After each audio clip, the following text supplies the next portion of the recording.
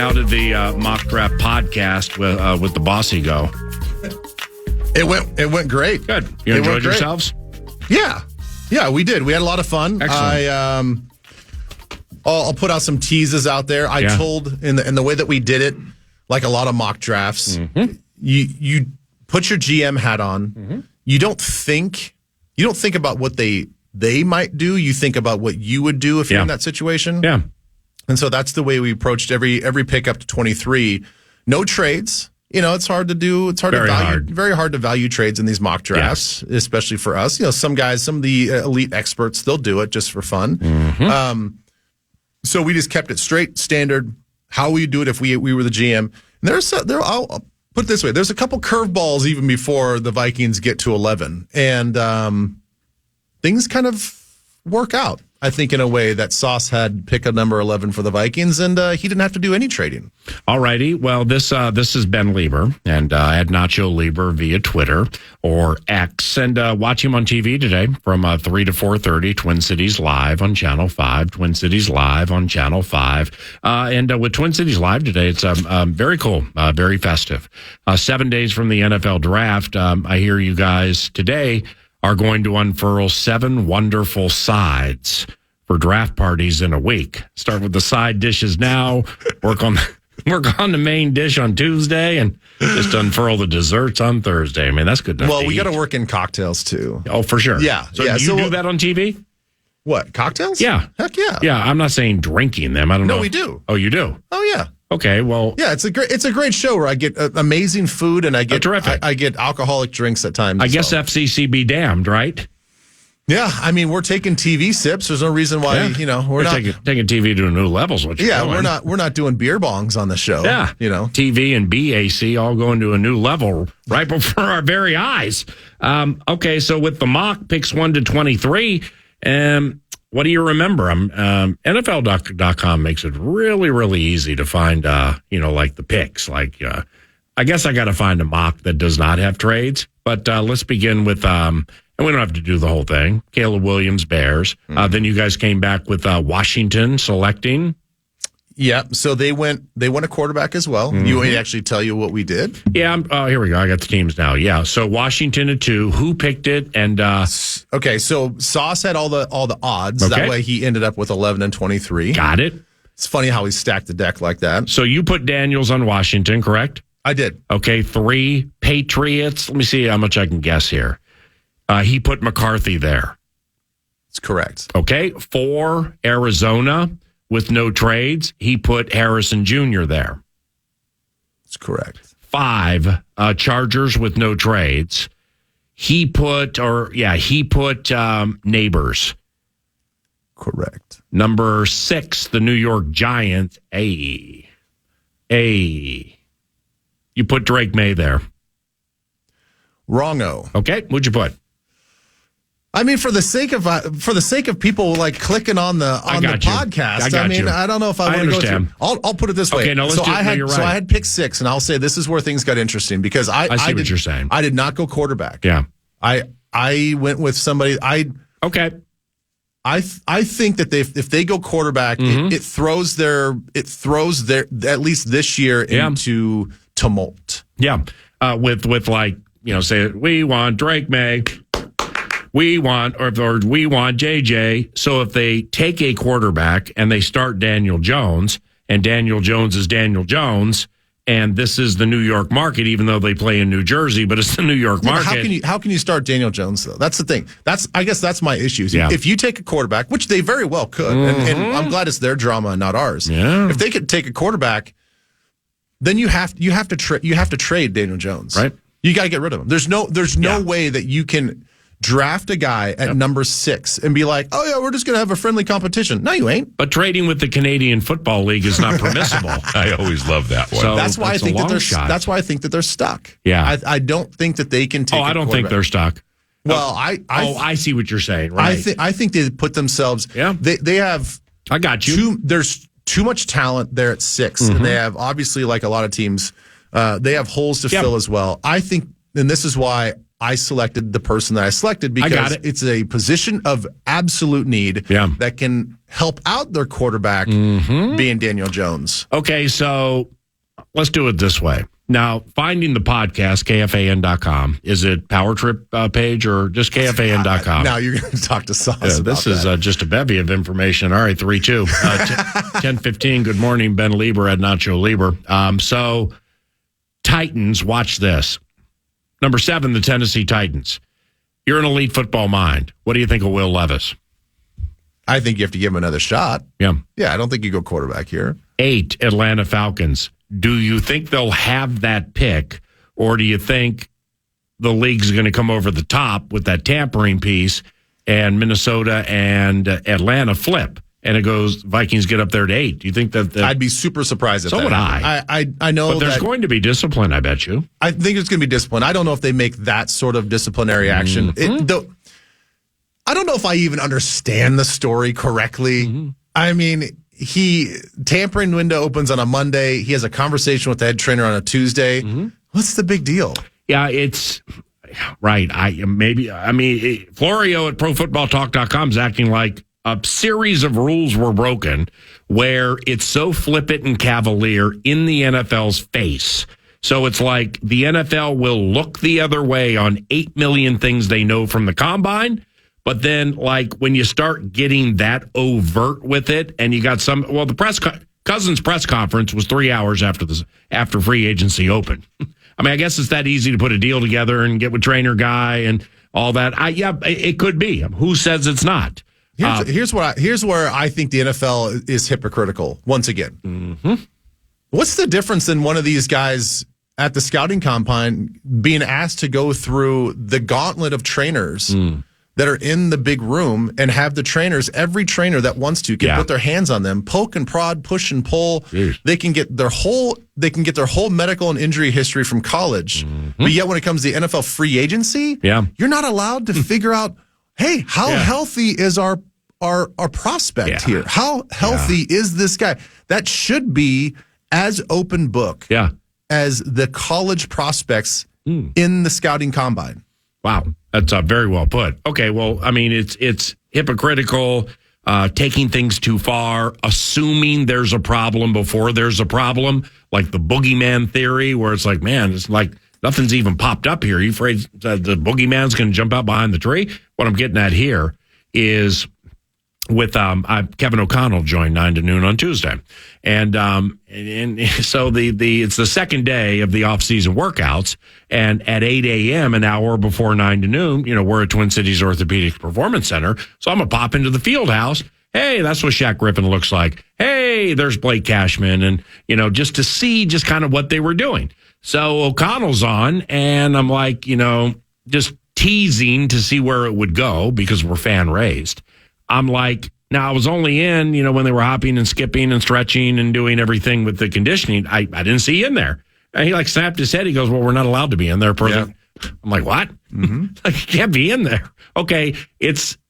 I guess I don't understand why. It's silliness. But it's not like from a conditioning standpoint, coaches are going to be on top of players being like, push it harder, or maybe they would. That's the boogeyman is what I'm saying. So I just don't know what the NFL's getting at by no coaches can be on a practice field or in a field house during this part of the offseason workout. So what, from the way I understand it, it is the NFLPA, which I think has done a horrible disservice to the players and player development.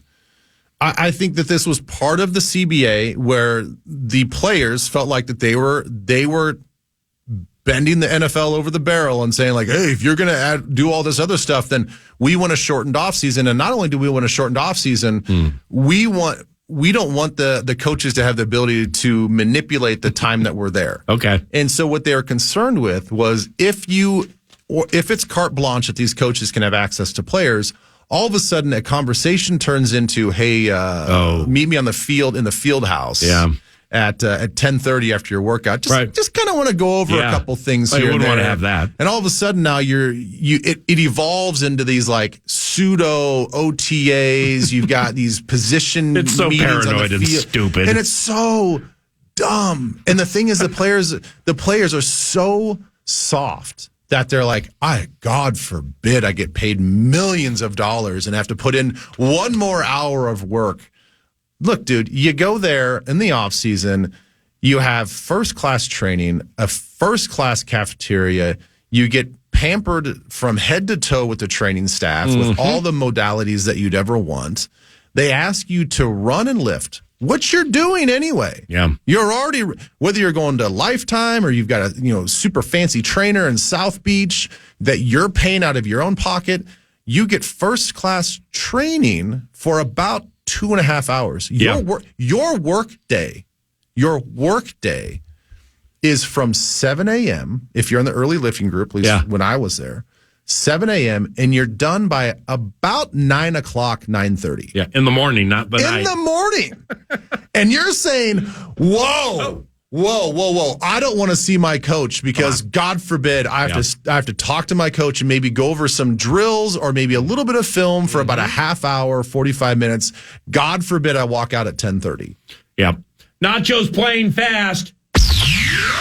Well, just to continue the drill, the baby drill. All right, so 8 Atlanta, Cousins and Drake London. Yeah. Pitts, do you think Pitts with Cousins will start living up to the Kyle Pitts-related hype? Yeah, he should. Why?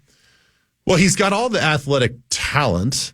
I just don't know if he's been in the right system with the right quarterback to hit him on the timing of everything that needs to happen in a short area. Because that's, with tight ends, you've got to gain separation now. And if that quarterback doesn't see you or you can't do it, most likely the ball is going to go some other direction. So they've got a lot of weapons on offense. That's why when we were breaking down this pick, and this was an even pick, they're at 8. This was my pick as well. You look at their roster. Aside from the money that Kirk got, this was a very good situation to walk into offensively. Really? And defensively. Yeah. Defensively. Lindstrom still is one of their guards? I believe so, yeah. Yeah, okay. They have a pretty good offensive weapons setup, right? Offensive line, maybe you could pick a guy here and there. Maybe not at pick 10 or pick 8. Oh, well, you've always been a massive Zacchaeus Olabide fan, or whatever his last name is. Sure. Yeah, Obalide. So I went defense on this. Yeah, I didn't ask. I know. Stop ruining the pod. I'm not giving you names. But see, you just did what you asked me not to do. No, you're asking for names. Okay, but no, I started by saying names or positions. And dude, after 4 of them, and you were just staring at me in a strange way. You were nailing all the top 4, right? Okay, well, okay, we'll stop it right there. There's so many lines that came off that I'll just stop. The top 4. Actually, you nailed the top 5. Right. And then I would say after that, things get interesting. Right. Oh, the offensive lineman for the Giants, I could nail that too if I had to. That's but then not right. Wait. Waller. Ooh. Georgia. Yeah. My man. Yeah, it's a great pick, right? Right. Well, that's like with KOC the other day. It's KOC plays fast, but KOC wears his emotions on his sleeve. I mean, you would know better than anybody. You get him 15 minutes after dramatic dubs or dramatic L's. So you know what I'm talking about. But Kevin, he had a press conference and then a lot of obligations. So he comes into the TCO studios and, I designed something early, to be like, because he was so kind at the owners meetings to, when for the first time in an interview with a head coach for yours truly up to a draft, I felt comfortable enough to say, when you watch film of JJ McCarthy, what do you see? What about Drake May? What about Jaden Daniels? Do you think because of the gift of improvisation clearly he has, if it has to be a system where they kind of want you to stay in the pocket and have a high completion percentage, how do you think he'd do with that? Gave us like 2 minutes. He can't control himself. So this time, I didn't want to get player specific simply because it's so close to the draft. It can get here anytime now. They do these simulations, these mock drafts all the time, multiple times a day. And it sounds fun, but at this stage of the equation, it might get tedious. So then I'm like, why don't you guys just come over the top and take Brock Bowers? Trade up a few picks, get him. And then you got 2 tight end set. Bowers left, first down. Hawkinson right, first down. Over the top, Johnny Munt, touchdown. Just trying to loosen things up. We're a 13 personnel operation. Yeah. Well, don't laugh at that. What was your first year analyzing Vikings football for profit on the sideline? I don't know. Okay. Well, were you there for the season opener against the 49ers and Jim Tomsula? I believe so, yeah. I think he used 14. Yeah. I mean, it was Blake Bell. It was 4 tight ends or 3 minimum. 4 tight ends. I've never seen it in my life. You know how much, and it worked. Well, it worked that week because then Tomlin got film on it and ran a 50 on him the next week and beat him by 30. I mean, that trick was up. But yeah, because it's a very tense time of the year for people making decisions like this. And I respect that. It's their jobs. Mm-hmm. They put a lot of time into it.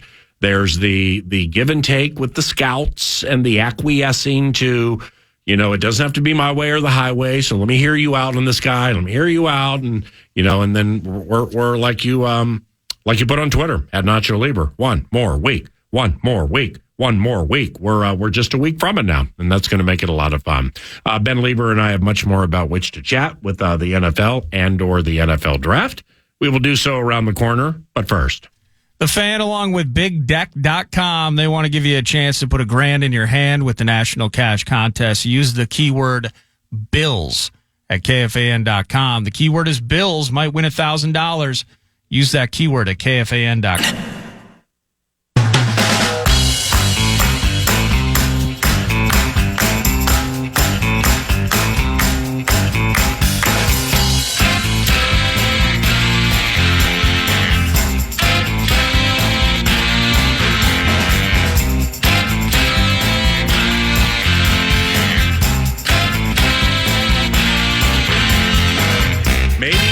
Maybe it's Penix Jr. Maybe there's no gargantuan trade up by the Minnesota Vikings. Maybe it's Penix Jr. at or around 11. Peter Schrager, okay, who I know from NFL.com and NFL Network, and Peter will lay it out the same way every year. And I'm not one to maybe you should do this, but you look at a mock and Peter's like, after from the combine to this. Talk to a lot of, and I believe him. So if that's a mock I will look at because I know Peter and I know the people with whom he chats. Mike Sando from The Athletic. I don't know if he does a mock.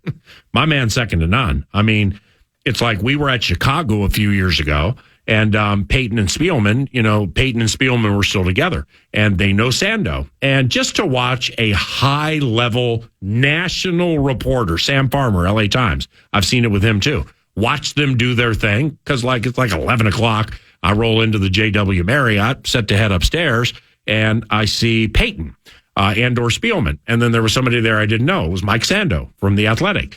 So I'm like, hey, it's private or whatever. I was like, no, you can listen. So to listen to him ask pointed questions for background that they otherwise would not share. Okay, they trust him, but they trust the process that he's going to share it accurately. So then I waited like weeks for the story to come out. Damn, dead on. So when they do it that way, holy cow, it's kind of fascinating. And the point being here is Schrager, I don't know if he's that guy.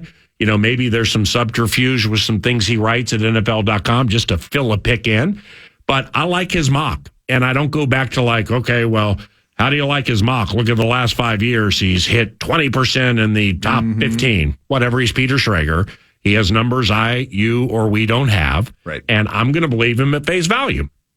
Well, he had the Vikings selecting Bo Nix and no trade up. And he made a very good point about the Giants and a trade with Arizona. So anyway, NFL.com, if you want to watch it, I'll look at it. But then I'm like, Bo Nix. I'm like, cool, man, I know who he is. Haven't really put a lot of time into Bo Nix in this equation. You and Chavis, you and Chavis got me all wound up on Penix Jr., so I'm all over him last week. Yeah. I'm rote, and I feel like I'm strong from a talking standpoint for McCarthy, May, mostly Daniels. Well, now we get this no Bix thing in here.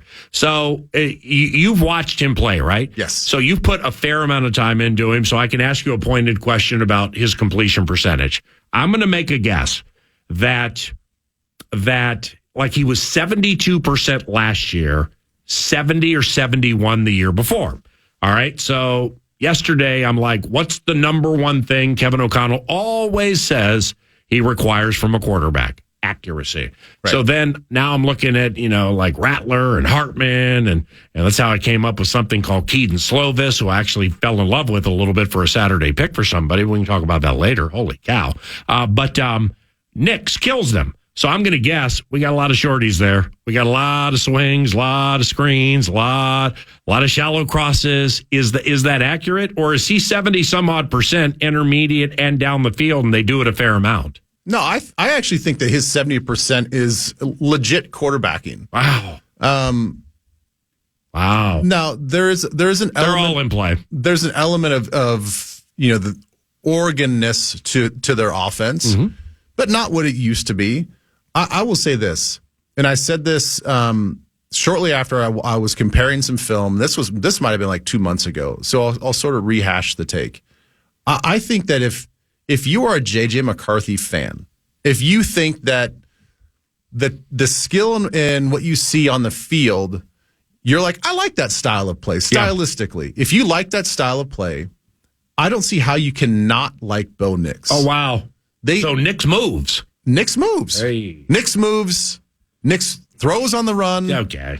This is I think stylistically, they play very similar football. Well, I think Bo Nix throws the football more. And one's 29, the other's 21. Yeah. Well, he's 24, yeah. I think Penix is, 25? Yeah. 24. Penix is going to be 30 when he gets his second deal. It's the weirdest thing ever. That's fine, though. I'm totally fine with that. Yeah, I know. As a you quarterback, said that last week and I'm totally fine. I'm totally fine with it. But so I like Bo Nix. I think the problem, and I've mentioned this before, we don't know what's between the ears. That is what all of this is boiled down to. How does this guy's personality fit with what we're doing, and how does his personality fit with what I want out of the franchise leader for this organization? Jeez. And that is the thing that I wish I was privy to, because what I see on the field, I think Michael Penix might be the second best quarterback in this draft. Yeah. So it's Caleb with a bullet on many levels. I love what he does as a quarterback. Wow. I think Daniels is the most electric. I think that he probably has a ton of playmaking ability. But what we've seen from KOC is that he still wants the quarterback to be a quarterback. Yeah. I still want you to get the ball out in rhythm. Big time. On time. There's a progression. There's a way we do things. It doesn't have to be methodical, that like a Kirk Cousins, but we want you to play within the offense. I think it's going to take a while for a guy like Daniels to do that in our system. Other coaches, look, Kingsbury, if he goes to the Commanders, may not care. He's like, look, I've got two reads in this offense. They're both half field. After that, go make a play. I don't think that's the way it is in our offense. So that being said, if we're watching just what we see on film, the actual quarterbacking, I think Michael Penix is the second best guy in this draft. What I don't know is which one of these guys, outside of injury history, because that is the red flag with Michael Penix, and that is a punch in the balls if you are any team that takes Michael Penix maybe higher than other people think, and then he gets injured in year one, significant injury to either one of his knees or shoulder again. Then it's like, see, this is what the pre-evaluation is all about. You missed this, right? But from just a quarterbacking standpoint, I like him a lot. Wow. Well, the shoulder would scare the bleep out of me in the NFL, the way they hit and the way you fall. Sure. Yep. More than the knees. And I get that. And he's a taller guy, so the knees can be in play a little bit. He's got a little further to go when he hits the ground. I will say this, what we don't know, and I wish somebody would have a report out there like this. Which one of these quarterbacks, Caleb included, is the dog of the group? Who's the MFer of this group? I'd guess. That's the guy that I want. Yeah. Well, McCarthy was hockey raised. Okay. But he's also Phil Jackson raised too, in a way that he's super zen. He is. Yeah. McCarthy. Mr. Meditation at the goalpost. Okay. All right. Continue. I wish I knew who the dog was too. You got me thinking about who thinks it the right way. So I'm like, all right, while I'm looking at YPC, maybe I need to look at GPA. It's like your yards per completion meshed with grade point average. Look, all that stuff is Who's the good. dog? I think to a certain level, all of that matters. Mm-hmm. What was your completion percentage? All those like metrics and stats. I think all of that matters. Phil Jackson was a dog, by the way. When he played and coached, he was a dog. Yeah, but you know what I mean. Yeah. Like there's a mellowness. There's a mellowness to the way he sort of approaches life. Yeah. Well, he had to calm down his emotions knowing he was only going to throw 7 times a game and he wanted to throw 27. Right.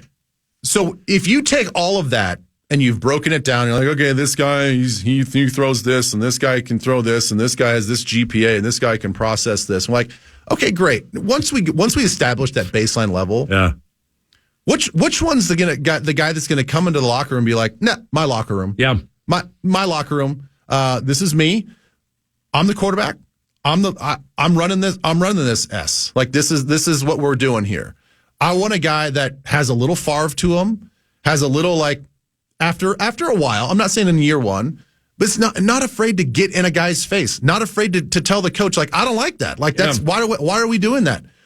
I want a guy that has that leadership capabilities. Patrick Mahomes has that. Maybe that's when they were evaluating this guy that it was in a system at Texas Tech, and like, can he take the Texas Tech system and go into the National Football League, and can it all translate? Maybe they were like, yeah, he can do all those things, but what we like about him is his moxie. Yeah, he's got the EQ that we're looking for. Yeah, I want to know who has that leadership EQ. Yeah, out of all of them, you want the one who rolls into the huddle and get it in here. I got one thing to say. This is when the big dogs come out. Okay? So you can't roll with the big dogs. Stay on the board. That's what you want as a leader. Sure. Get in here. I got one thing to say. I want a quarterback that's going to match KOC's personality on the sideline. Yeah.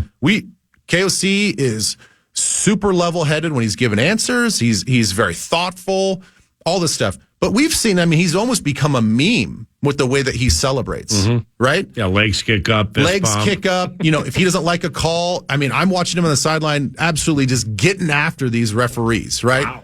He is a fiery personality on the sideline. Yeah.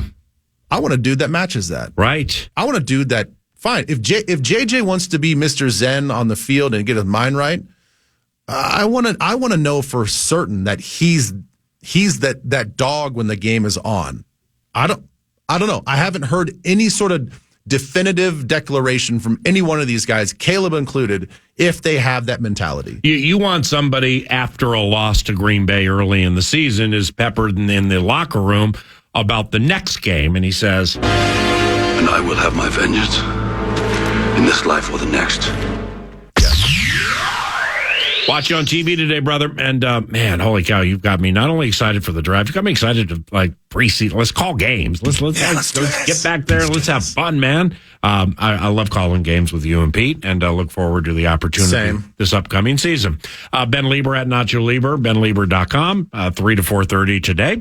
TCL, we, Twin Cities Live on Channel 5. Nordo with News Due Nord is coming up next. Man.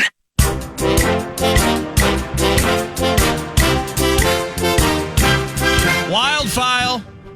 Unfortunately, it's the final wild file of the 2023-2024 Minnesota Wild season, brought to you by Pronto Heating and Air, prontoheat.com.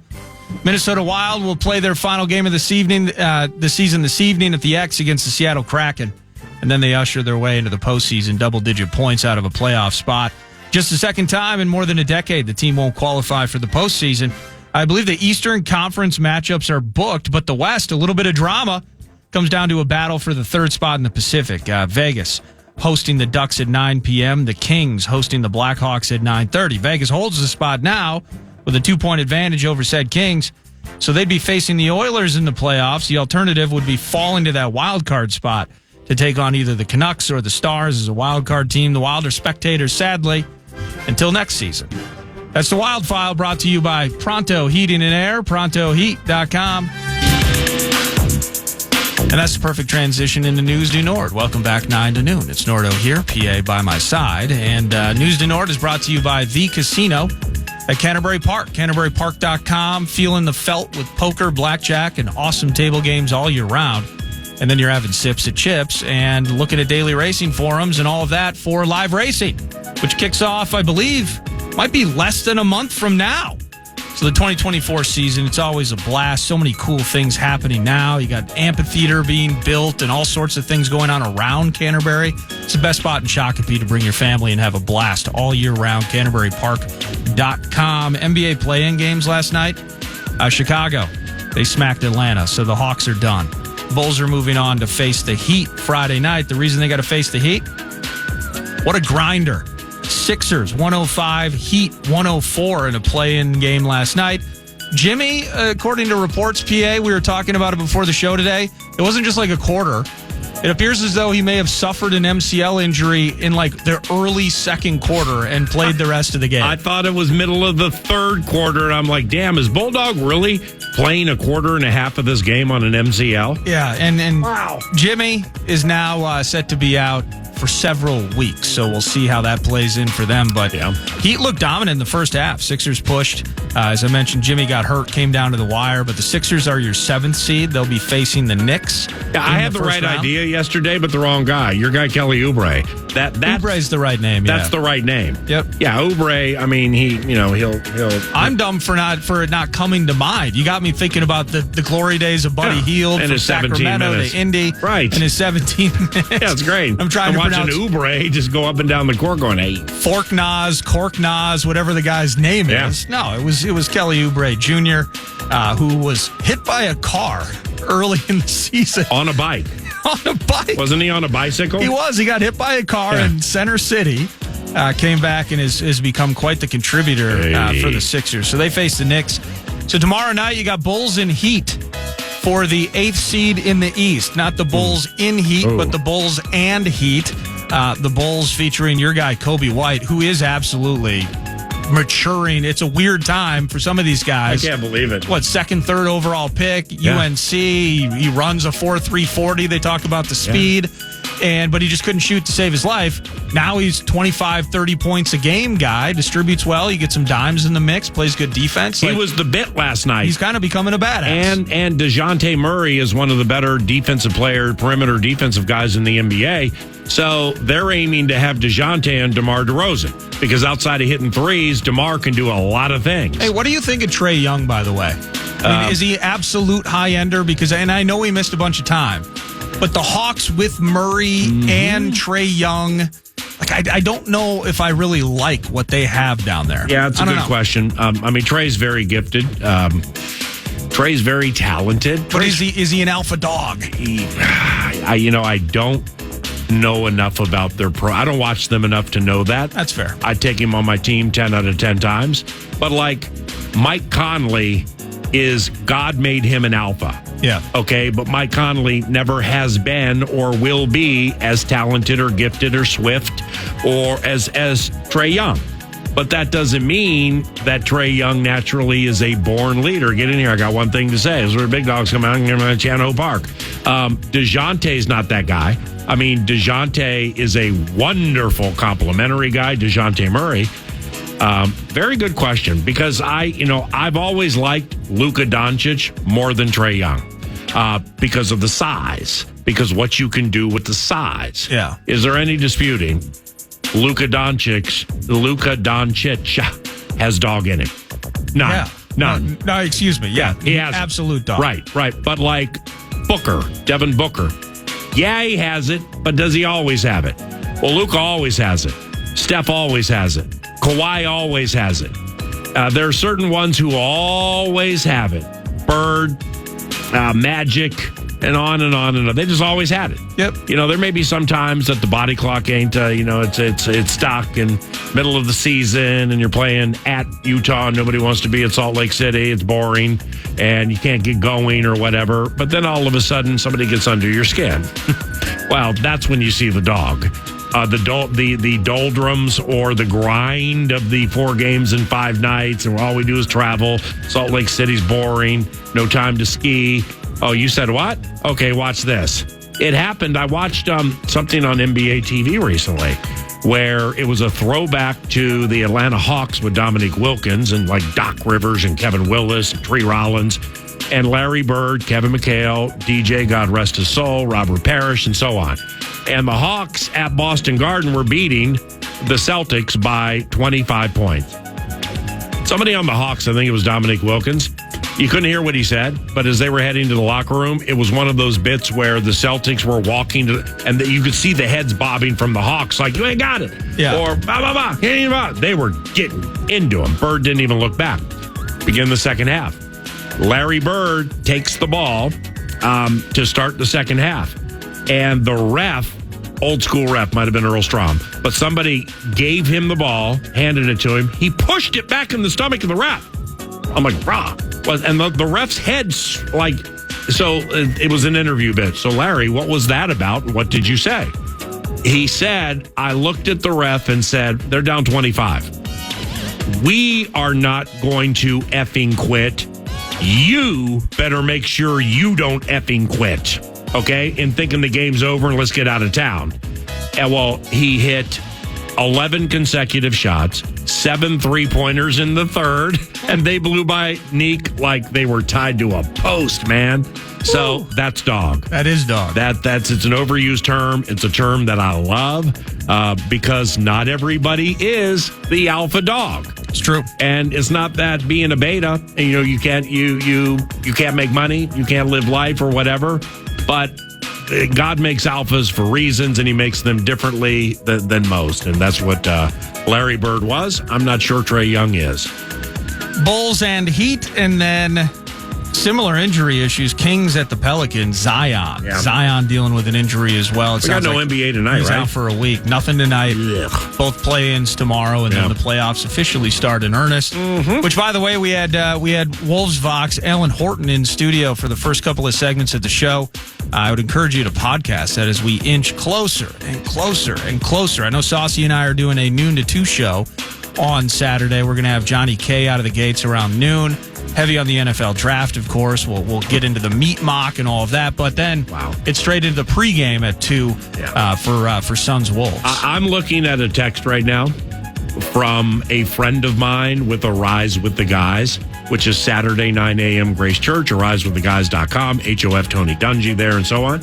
And, there are certain shirts that we wear yearly. Yeah. Given by a certain company.